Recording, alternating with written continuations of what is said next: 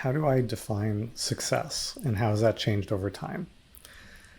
It's gotten more nuanced. So people ask me sometimes, what was your vision when you started your business, way back when?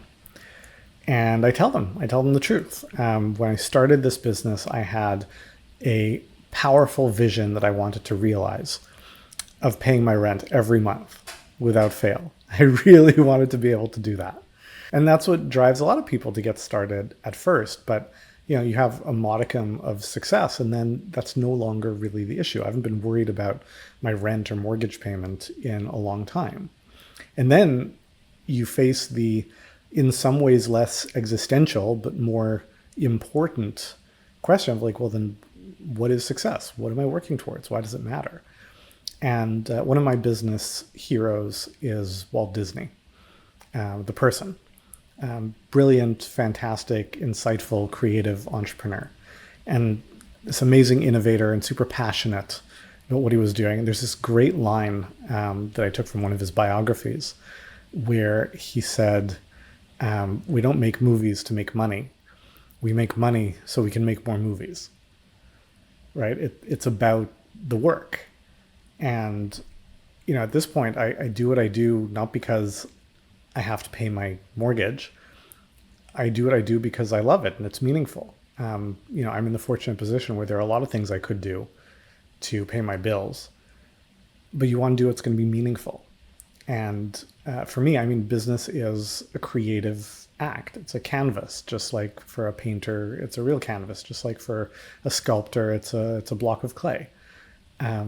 Business is where I create and where I help others to create. And it's incredibly meaningful. So, someone asked me a few weeks ago, are you building towards an exit? Do you want to sell the company? I was like, not really. Maybe one day.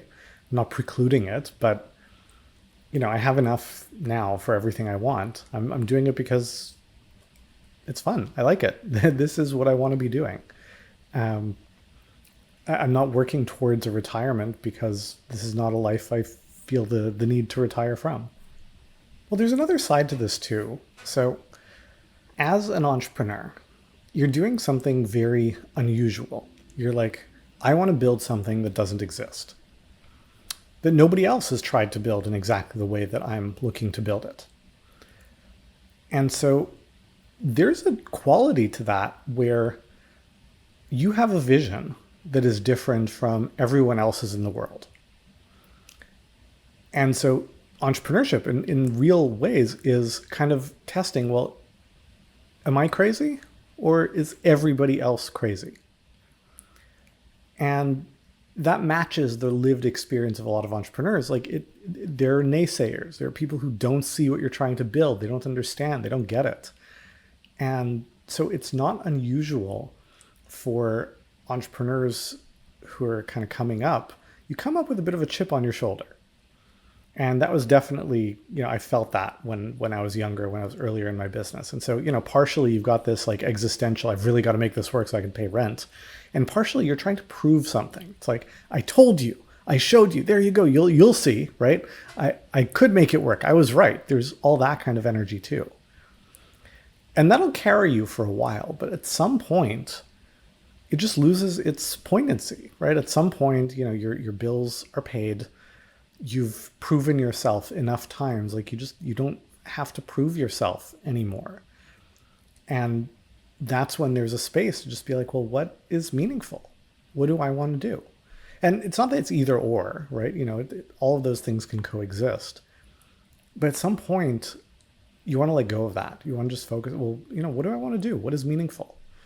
And sometimes ambitions change. Sometimes they grow because of that, right? It's not about proving something to someone else. It's about just doing something that's meaningful to you and you dream bigger because of that. Sometimes ambitions shrink, right? You're like, well, maybe I don't need to be a billionaire. There's really no upside to being a billionaire rather than a decamillionaire, right? Maybe that's enough.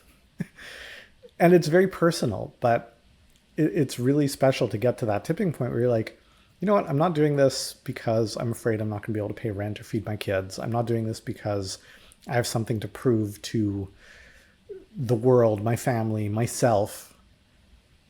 I'm just doing this because this is what I want to do. And that's probably where you want to end up.